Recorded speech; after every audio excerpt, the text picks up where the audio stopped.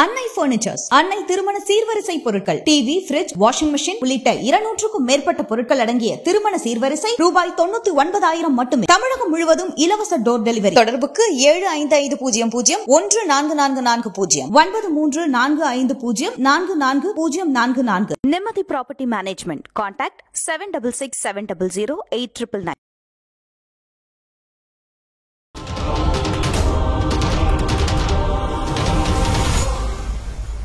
MRL Realty's Nature's Enclave Coastal Heaven theme-based resort villa plots ECR மாதம் 10,000 வரை assured rental income lifetime free stay at resort 30க்கும் மேற்பட்ட வசதிகளுடன் call 9962888888. நண்பர் ஒருவர் ஒரு திரைப்படத்தினுடைய கதை இலாக்காவில் பணியாற்றி கொண்டிருந்தார். அந்த கதை தயாரிப்பாளருக்கு பிடித்த கதை என்பதால் கதையில் எதுவும் கை வைக்க முடியாது. திரைக்கதையை மட்டுமே மாற்றி அமைக்க முடியும். எவ்வளவுதான் திரைக்கதையை மாற்றி அமைத்தாலும் கதையில் பெரிதாக எந்த மாற்றமும் இருக்காது என்பதால் கதை மாறவே மாறாது. அந்த திரைக்கதை இறுதி வடிவம் பெறுவதற்கு முன்னதாக OTTயில் ஒரு திரைப்படம் வெளியாகி இருக்கிறது. அந்த படத்தின் கதையும் நண்பர் பணிபுரிந்த கதையும் ஒன்றுதான் என்பதால் கதை குப்பைக்கே போய்விட்டது.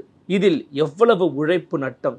இயக்குனர், 4-5 உதவி இயக்குனர், கதை விவாதத்திற்கென பிரத்யேகமாக 2 பேர், இரவு பகலாக உழைத்த உழைப்பு, இவை எல்லாமே வீண். இதனால் தயாரிப்பாளருக்கு என்ன நட்டம் என்றால் 2 மாத டீ, காபி, சாப்பாட்டு செலவு மட்டுமே. காசு என பார்த்தால் எல்லாமே காசுதானே. இப்போது நான் சொன்ன சம்பவம் சில ஆண்டுகளுக்கு முன்பு இருந்தது. இன்னும் 15-20 ஆண்டுகளுக்கு முந்தைய சம்பவங்களை நாம் பார்க்க வேண்டும். சினிமாவில் படம் எடுக்க வரும் இயக்குநர்களில் பல வகைகள் உண்டு. ஒன்று, தன்னுடைய பெயர் நிலைத்து நிற்க வேண்டும் என்பதற்காக உழைக்கும் இயக்குனர். இன்னொன்று, எப்படியாவது பெரிய ஹீரோவை வைத்து இயக்கும் அளவுக்கு தன் திறமை வளர்த்துக் கொள்ள வேண்டும் என்று நினைப்பவர். இன்னொன்று, படம் பண்ணா போதும் என நினைக்கக்கூடிய இயக்குனர் என்று பட்டியல் போட்டுக்கொண்டே போகலாம். ஆனால் காப்பி அடித்தால் போதும் என்ற இயக்குனர்களும் இதே சினிமா உலகில் இருக்கத்தான் செய்கிறார்கள். ஆம், சினிமாவை தயாரிப்பவர்கள் பெரும்பாலும் உலகப் படங்களை பார்த்தவர்களாக இருக்க மாட்டார்கள். அதனால் எதையாவது சொல்லி எப்படியாவது ஒரு படத்தை தேற்றிவிட வேண்டும் என்ற வேட்கையில் சுற்றுபவர்கள் இன்றும் கூட ஏராளம். ஹீரோவின் பெற்றோருக்கும் ஹீரோயின் பெற்றோருக்கும் காதலே பிடிக்காதுங்க. ஹீரோ ஹீரோயினுக்கும் மோதல். எப்படி 2 பேரும் சேர்றாங்க அப்படிங்கிறதா ஒன்லைன். யோசிச்சு பாருங்களேன். இந்த ஒன்லைன் அப்படிங்கிறது ஜோடி, பூவெல்லாம் கேட்டுப்பார் அப்படின்னு 2 படத்துக்குமே ஒரே கதை தான். 2 படமுமே 1999ஆம் ஆண்டு அடுத்தடுத்த மாதங்களில் வெளியாச்சு.